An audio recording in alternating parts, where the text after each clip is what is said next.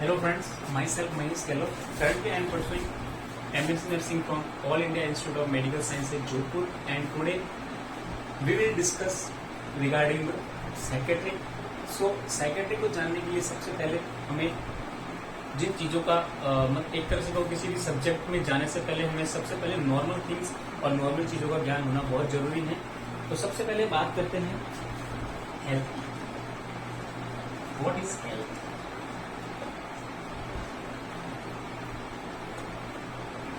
सीधे या यूं कहूं तो अगर मैं किसी से पूछूं कि भाई हेल्थ क्या है, तो उसका सीधा सा रेस्पॉन्स आएगा कि किसी पर्सन में डिजीज या किसी पर्सन का रोग रहित होना हेल्थ, मतलब उसको कह सकते हैं हेल्थी पर्सन। लेकिन ऐसा नहीं है। According to the WHO,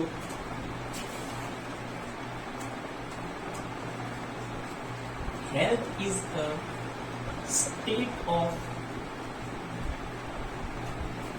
a state of complete physical, mental and social well-being of a person, merely not absence of disease or infirmity. WHO के according health is a state of complete physical, mental and social, शारीरिक रूप से स्वस्थ, मानसिक रूप से स्वस्थ और सामाजिक रूप से स्वस्थ। बात करते हैं फिजिकल की।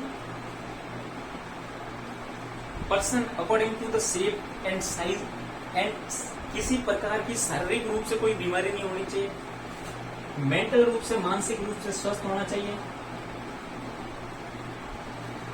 बात करते हैं सोशल वेलबींग। सोशल वेलबींग से हमारा अर्थ है कि पहली बात तो ये कि बिना सोसाइटी से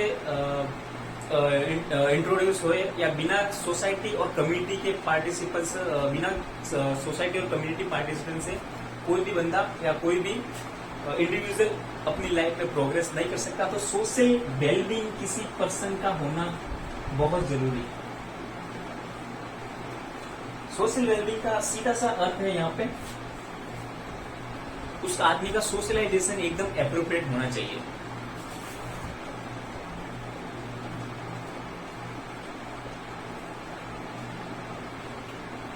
सोशलाइजेशन हमें दो बीमारी में देखने को मिलता है मोस्टली। सबसे पहली होती है बीमारी डिप्रेशन में। डिप्रेशन वाला जो अफेक्टेड पर्सन होता है वो एकदम मेंटली या यूं कह सकते हैं उसका पूरा सोशलाइजेशन होता है, किसी पर्सन से कोई ताल्लुकात नहीं रखता, एक तरह से कह सकते हैं इंट्रोवर्ट पर्सनैलिटी का होता है। और दूसरी जो बीमारी होती है मेनिया, जिसमें मेनिया में या हम यूं कह सकते हैं कि जो मैनिक पेशेंट जो होते हैं वो एक तरह से एक्सट्रोवर्ट होते हैं और उनका सोशलाइजेशन एप्रोप्रिएट ना होने के बजाय कुछ ज्यादा ही हो जाता है। तो इससे ये थी हेल्थ की कंप्लीट डेफिनेशन। बात करते हैं डिजीज की।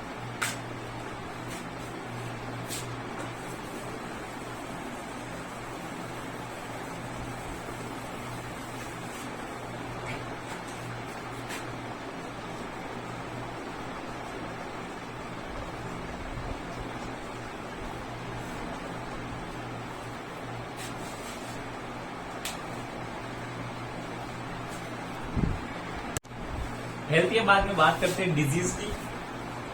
तो disease is according to the WHO, disease is a particular condition that negatively affect structural and functional part of an organism and this is not due to any external injury. External injury से तात्पर्य ये है यहाँ पे किसी बाहरी दुर्घटना से अगर कोई पर्सन अफेक्टेड है तो उसको हम जो डिफॉर्मिटी होगी उसको हम डिजीज का नाम नहीं देंगे. डिजीज का नाम ऐसे देंगे कि भाई जिसमें अल्ट्रेशन आ जाए फिजिकल, मेंटल और सोशल वेलबींग के किसी पर्सन में तीनों से अगर या यूं कह सकते हैं कि अल्ट्रेशन आ जाए तो उसे हम डिजीज कह सकते हैं. So disease is a particular condition that negatively affect. Negatively का अफेक्ट का सीधा सा मतलब है नकारात्मक विचारों से परिपूर्ण. अगर कोई पर्सन अफेक्टेड होता है किसी भी माध्यम से, चाहे वो कोई भी माध्यम हो, तो उसे हम डिजीज कहते हैं.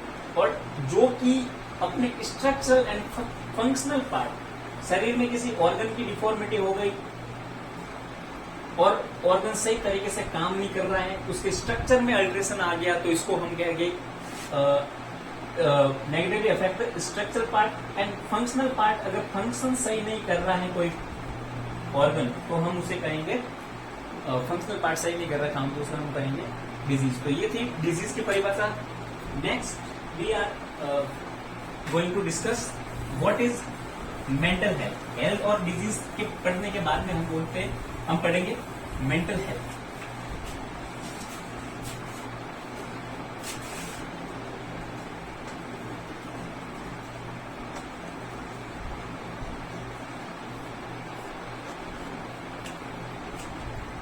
मेंटल हेल्थ का सीधा सा अर्थ है कोई आदमी अगर वातावरण, खुद की बॉडी, माइंड और स्पिरिट के साथ अगर संबंध नहीं बना पाता है तो उसे हम कहेंगे मेंटली इलनेस या मेंटली अनहेल्दी पर्सन. सो सबसे पहले बात आती है environment.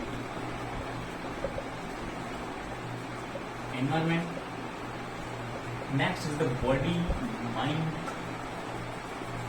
And spirit.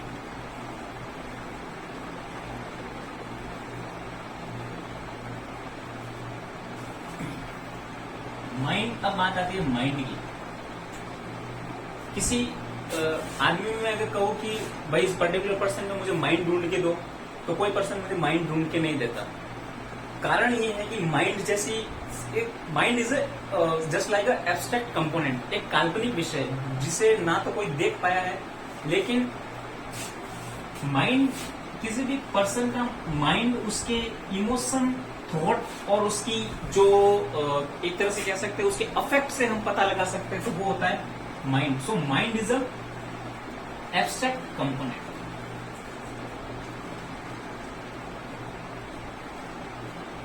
Of nervous system. Mind is an abstract component of nervous system.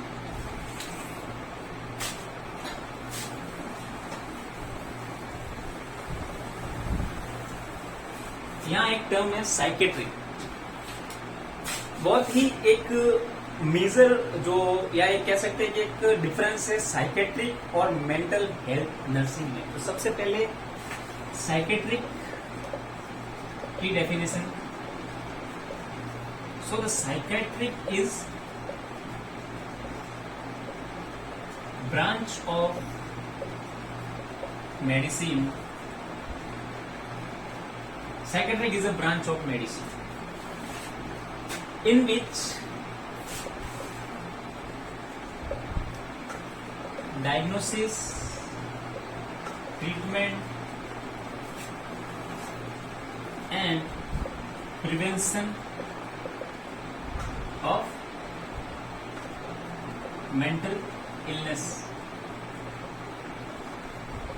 Psychiatry is a branch of medicine which is the diagnosis, treatment and prevention of mental illness. जिस subject के अंदर in mental health या mentally illness का diagnosis, treatment और prevention होता है उसे हम कहते हैं साइकेट्री. बात आती है मेंटल हेल्थ नर्सिंग की.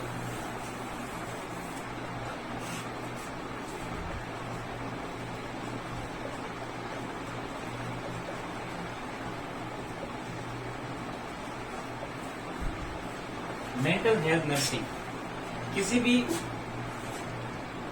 मेंटली इल पर्सन को केयर प्रोवाइड कराना ही मेंटल हेल्थ नर्सिंग नहीं कहलाता। मेंटल हेल्थ नर्सिंग का सीधा तात्पर्य यहाँ पे ये है diagnosis, prevention, treatment and to provide rehabilitative services to an individual। ये कहलाता है मेंटल हेल्थ नर्सिंग।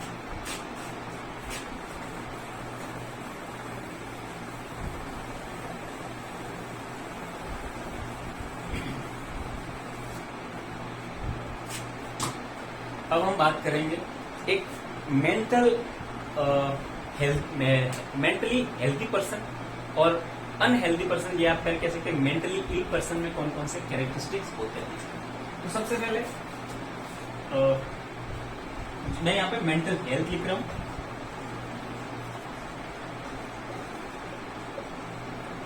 और यहाँ लिख रहा हूं मेंटल इलनेस।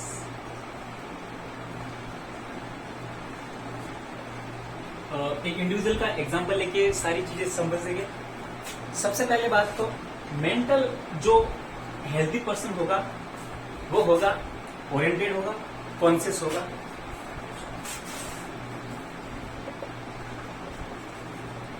ओरिएंटेड है, कॉन्शियस।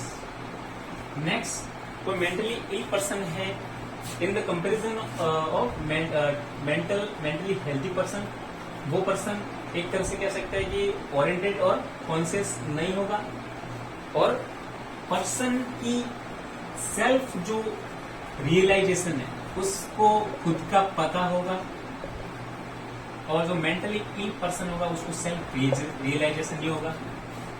नेक्स्ट वो पर्सन कहाँ करंटली स्टैंड कर रहे हैं उसे पता होगा, सेल्फ अवेयर होगा वो,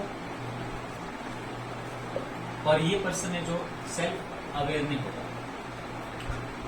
उसकी जो हेल्थ की कंडीशन है either physical, mental and social, उन सबसे परिपूर्ण होगा।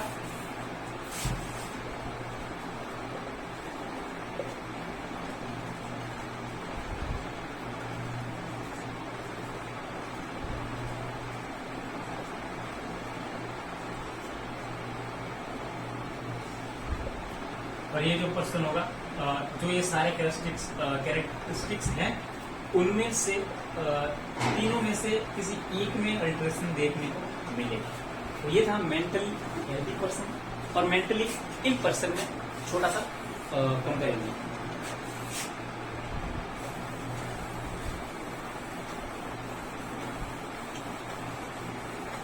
नेक्स्ट बात करते हैं नॉर्मल साइकोलॉजी की। तो साइकोलॉजी हालांकि साइकेट्रिक जो होता है इलनेस, साइकेट्रिक जो सारे से साइकोलॉजिकल डिसऑर्डर आते हैं, और साइकोलॉजी में हम नॉर्मल थिंग्स की बात करते हैं। तो साइकोलॉजी का मतलब क्या होता है? साइकोलॉजी का मतलब होता है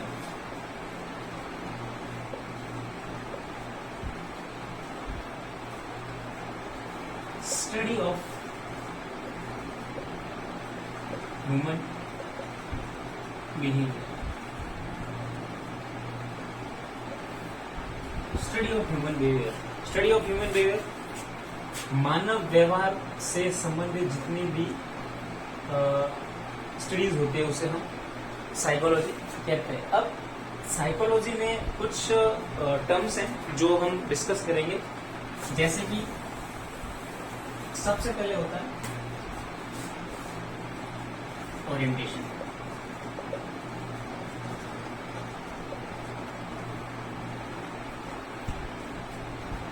ओरिएंटेशन का जब हम कहीं एक तरह से कह सकते हैं किसी कोई विजिट करने जाते हैं कहीं पे, या कोई कंपनी या कहीं एकेडमिक सेशन में जाते हैं, तो सबसे पहले कहते हैं कि इनका ओरिएंटेशन करवा दीजिए। तो ओरिएंटेशन का सीधा सा अर्थ होता है जो पर्सन होता है the person who and which is aware about time, place and person. तो this is called orientation. Time, place and person. तो ये हो गया ओरिएंटेशन. नेक्स्ट बात आती है कॉन्शियसनेस.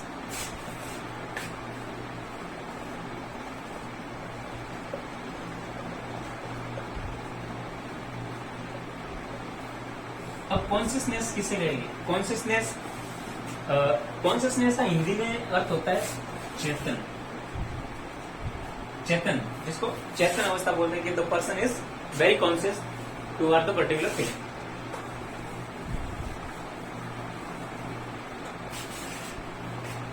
इंडिविजुअल वो है टाइम, प्लेस और पर्सन से तो ओरिएंटेड हो ही हो, साथ में खुद का जो सेल्फ अवेयरनेस हो वो जरूरी होती है कॉन्शियसनेस में. और दूसरी जो चीज है, तीसरी जो चीज है वो होती है यहाँ पे आपके टाइम, प्लेस, पर्सन हो गया, सेल्फ अवेयरनेस हो गया और respond to a painful stimulus. Respond to a painful stimulus.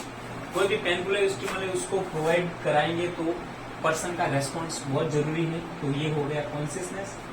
तीसरी बात आती है, तीसरी जो चीज होती है वो होती है psychomotor activity. What is psychomotor activity? The activity, psychomotor activity, the activity which is coordinated with the brain and motor activity of a body. So psychomotor activity में या psychomotor activity ये कह सकते हैं कि motor activity of a body. So next बात आती है यहाँ पे perception.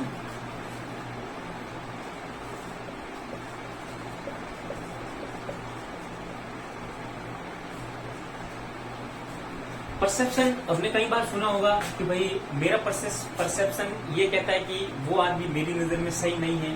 और किसी और का परसेप्शन के बारे में भी मैंने सुना है कि जो वो पर्सन और जो बंदा है वो सही नहीं है. तो परसेप्शन का सीधा सा अर्थ होता है whatever experience by a person through his और her sense organ is called perception.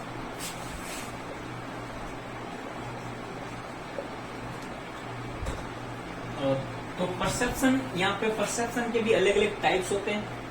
Auditory हो गया, टैक्टाइल, ऑडिटरी, टैक्टाइल, गस्टेटरी और एक दो और हो गया. ठीक है. और विजुअल हो गया, विजुअल परसेप्शन हो गया. ठीक है. तो ये बात हो गई परसेप्शन की. अब परसेप्शन के रिगार्डिंग दो डिसऑर्डर है, बहुत ही फेमस डिसऑर्डर है जिसको नाम है हेलुसिनेशन. Hallucination and illusion. कहीं यू मान लें कि साइकेट्री का सबसे फेवरेट क्वेश्चन कॉम्पिटिटिव व्यू से वो होता है इन दोनों में से. कई बार बहुत ही बार क्वेश्चन पूछा है इनमें से. तो हेल्यूजन का मतलब होता है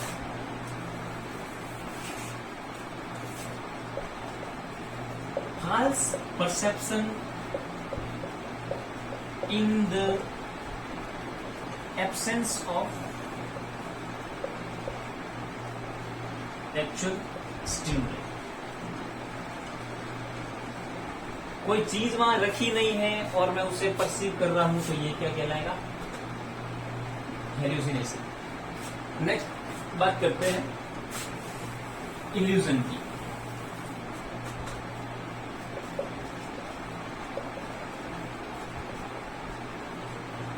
इल्यूजन किसी भी ऑब्जेक्ट को गलत परसीव करना या गलत परिभाषित करना कहलाएगा इल्यूजन. तो wrong perception of wrong perception of an object in the presence, बात आ रही है यहाँ पर presence of actual stimuli।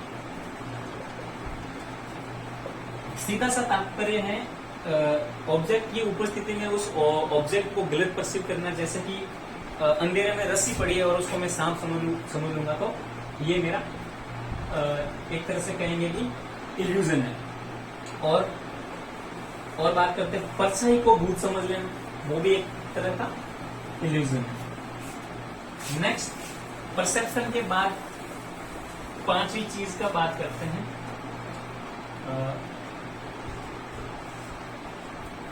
पांचवी चीज की हम बात करते हैं। परसेप्शन हो गया, परसेप्शन के बाद हम लेते हैं थॉट।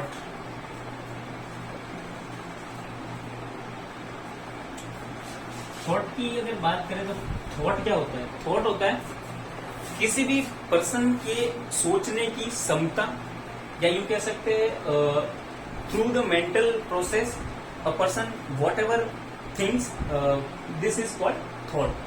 तो थॉट का जो किसी भी पर्सन को थॉट आने के भी तीन उसके लेवल होते हैं। सबसे पहला होता है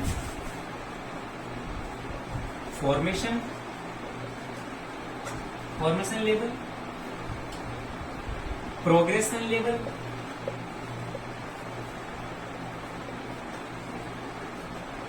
and content level.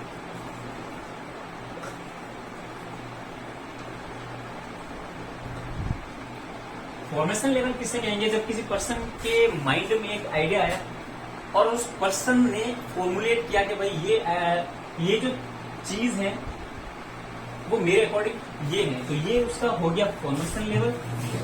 Progression level होता है कि एक आइडिया जब दूसरे आइडिया के साथ अटैच होता है और अटैच होने के साथ पर्सन कोई एक कोऑर्डिनेशन या दो आइडिया का कोऑर्डिनेशन कह लेते हैं और पर्सन कोई चीज का उसका मीनिंग निकलता है, तो ये हो गया प्रोग्रेशन लेवल। नेक्स्ट बात करते हैं कंटेंट लेवल।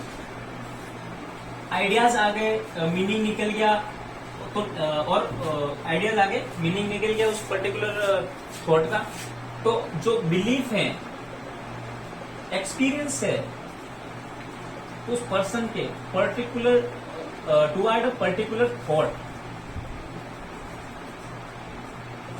कोई भी पर्सन ने एक्सपीरियंस किया, एक धारणा बना ली उस पर्सन ने कि भाई इस चीज के रिगार्डिंग ये है, चाहे वो गलत है चाहे वो सही है, लेकिन उस पर्सन ने धारणा बना ली कि ऐसा वास्तविकता में है, चाहे वो वास्तविकता में हो या नहीं, तो उसे हम कहेंगे उस स्टेट को हम कहेंगे एट द कंटेंट लेवल।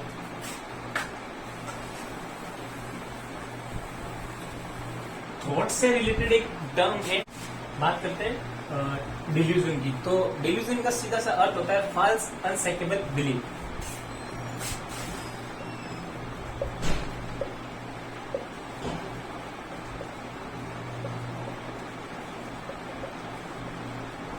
जिसको कहते हैं झूठी धारणा या झूठी अवधारणा।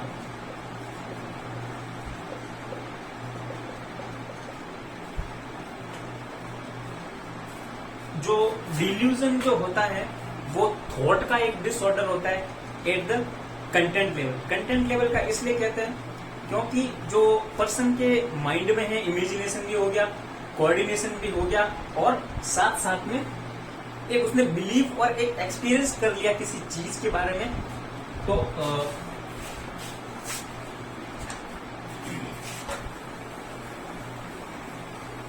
जैसे कि डिल्यूजन ऑफ, एक फेमस मैनिक पेशेंट में जो साइन देखने को मिलता है, डिल्यूजन ऑफ ग्रैंडियोसिटी।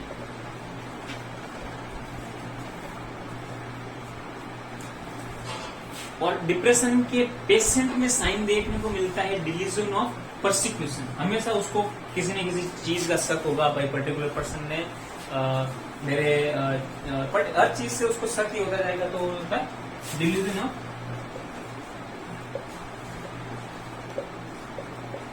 परसिक्यूशन।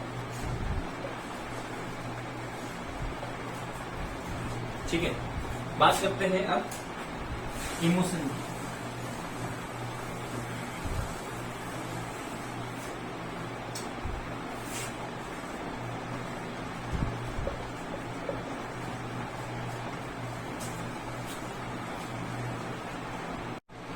बात करते हैं इमोशन की। तो इमोशन एक तरह से हम कह सकते हैं आदमी की इनर फीलिंग। तो emotion is an internal feeling of an person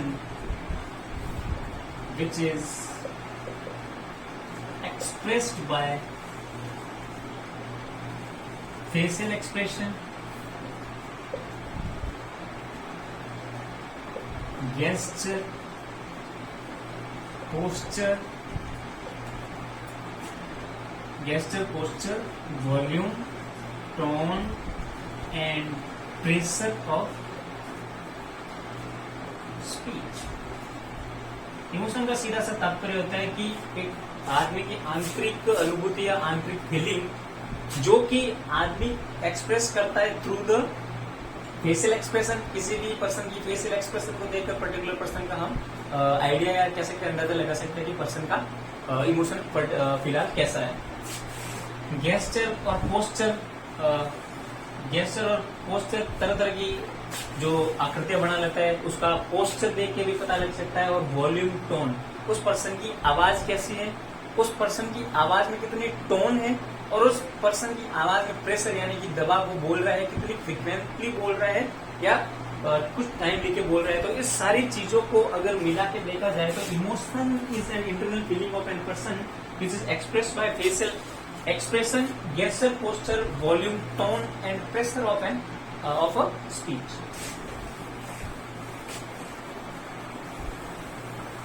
emotion भी दो तरह के होते हैं, एक्सटर्नल और इंटरनल। एक्सटर्नल इमोशन की बात अगर करें तो यही हो गया वापस फेशियल एक्सप्रेशन हो गया, गेस्चर हो गया,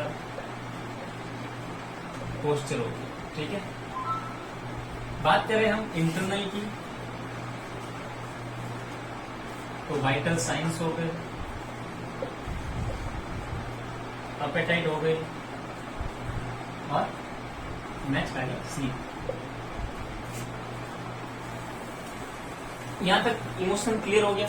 नेक्स्ट बात हम करते हैं मेमोरी की। तो किसी भी चीज को रिमेम्बर करने की या the capacity of remembering things is called memory.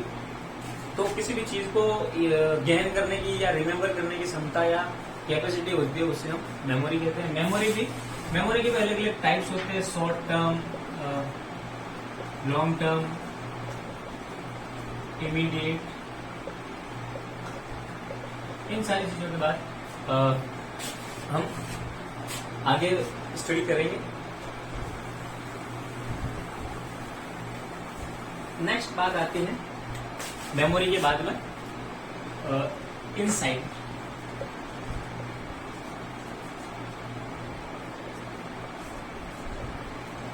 Insight का सीधा सा मतलब होता है आदमी या किसी इंडिविजुअल की खुद की कार्य करने की कैपेसिटी या यूं कह सकते हैं कि एक विल पावर जिससे कि काम करने में उसको आसानी हो।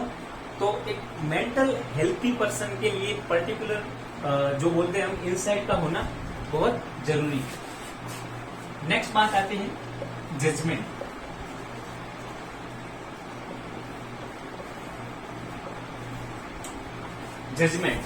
अब बात आती है जजमेंट। तो एक जो मेंटल हेल्थी पर्सन होता है उसको कोई भी जजमेंट का सीधा सा तात्पर्य है कि the ability to take a decision by his or herself. तो एक मेंटल जो हेल्थी पर्सन होगा वो जजमेंट सही लेगा और जजमेंट या यूं कह रहे निर्णय लेने की जो क्षमता होती है वो एकदम उसकी सही होगी। तो डिसीजन लेने की जो कैपेसिटी होती है वो अगर किसी पर्सन की सही है तो वो मेंटली हेल्दी पर्सन है. So friends, this is from my side. I hope you enjoy this video. Thank you.